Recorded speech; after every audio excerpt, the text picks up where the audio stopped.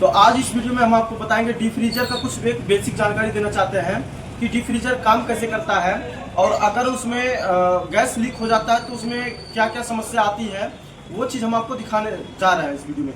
देख सकते हैं ये हमारे डीप फ्रीजर के टैंक में जहां हम सामान को स्टोर करते हैं, यहाँ पे हमने कुछ कॉपर के लाइनें बिछा रखी हैं, 1 2 3 4 5 6। तो ये कॉपर का जो लाइन है ये क्या काम करता है और इसको क्यों हम लगाए हैं और इसको अंदर से क्यों नहीं डाल सकते थे, ठीक है। तो मैं बता दूं आपको, थोड़ा सा नीचे दिखा, यहाँ पे आपको दिखाई दे रहा होगा ये अंडरग्राउंड वाला जो पाइप है, पहले जो कंपनी लगाई थी वो ये है और ये चीज़ यहाँ से आया हुआ है ऊपर पाइप, इसके ये थोड़ा दूर है, इसके अंदर सेम इसी तरह से पाइप गया हुआ है, ठीक है।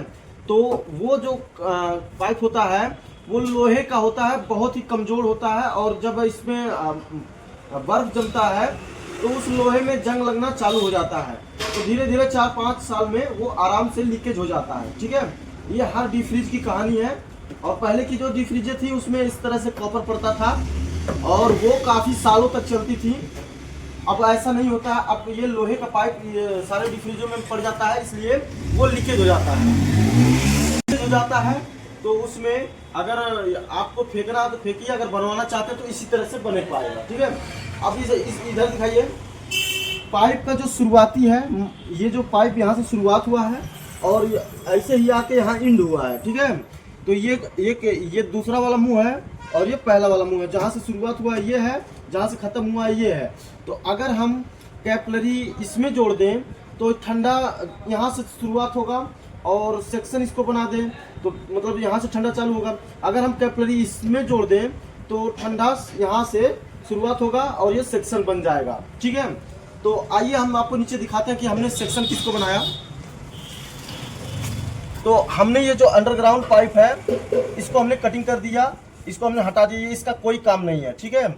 और जो कैपलरी अंदर गया था, देख सकते हैं यहाँ पे, थोड़ा और नज़दीक से दिखाइए, ये कैपलरी है और ये सेक्शन है। तो ये दोनों हमने हटा दिया। अब इधर दिखाइए, जो हमने अभी डाला वो ये सेक्शन है, ओ सॉरी, ये कैपलरी हमने यहाँ ज्वाइन कर दी एक माउथ में और दूसरा वाला माउथ यहाँ से निकाला हमने और इसमें हमने सेक्शन जोड़ दिया, ठीक है। ये सेक्शन हो गया, ठीक है।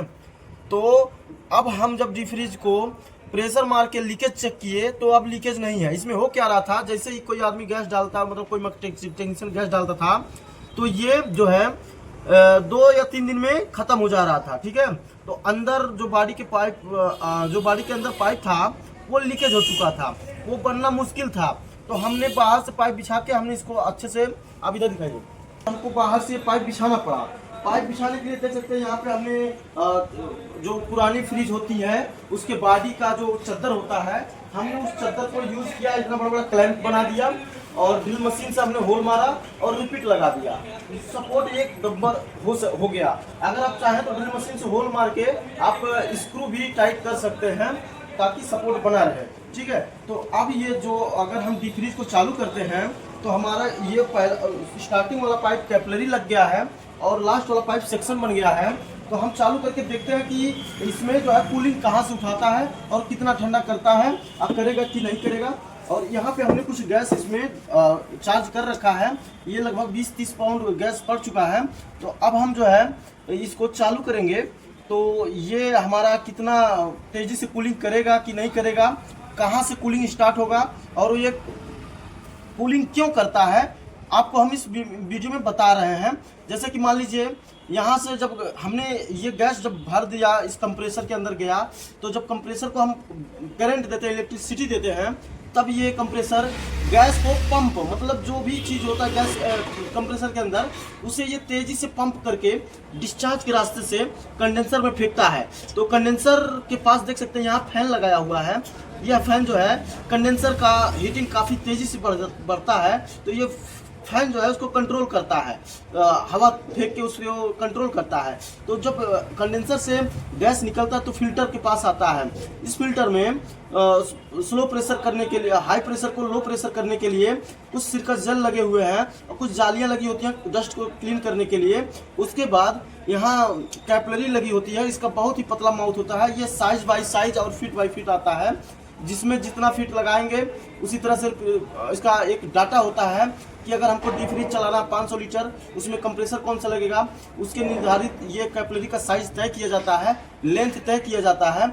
इसमें कुछ नहीं, बस यह एक पाइप है, बहुत ही बारीक होल होता है इसमें, और यहाँ से जब गैस तेज़ी से आता है तो कैपिलरी के रास्ते होते, जब यहाँ पाइप में हम ज्वाइन किए हैं, जब यहाँ से यह प्रेशर रिलीज होता है पाइपों में, तब गैस जो है भाप की तरह इस पाइपों में घूमता है, और जब गैस रनिंग करने लगता है अंदर, तो यहाँ पे गैस रनिंग करते ही पतले पाइप से अगर तेजी प्रेशर से अगर किसी मोटे खुले जगह पे आता है जब गैस, तो वहाँ ऑटोमेटिक पाइप ठंडा पड़ जाता है। ठंडा पड़ जाने के बाद जो भी बाहर ऑक्सीजन मिलता है वह चिपक जाता है और बर्फ में कन्वर्ट हो जाता है। तो इस तरह से ये डीप फ्रीज और फ्रीज और एसी इसी तरह से काम करते हैं। तो हम इसको चला के आपको दिखाते हैं कि ये कितना एम्पियर ले रहा है और काम करेगा कि नहीं करेगा। हम इसको जो है चालू करते हैं यहाँ पे। तो हमने यहाँ पे एम्पियर लगा रखा और यहाँ पे वोल्टेज जो है कुछ हाई रहता है, 260-270 के करीब में वोल्टेज है। तो हमारे पास कंट्रोल करने के लिए स्टेबलाइजर नहीं है, मेन वोल्टेज हाई है। यहाँ एम्पियर थोड़ा हाई ले रहा है, ये हमको पता है।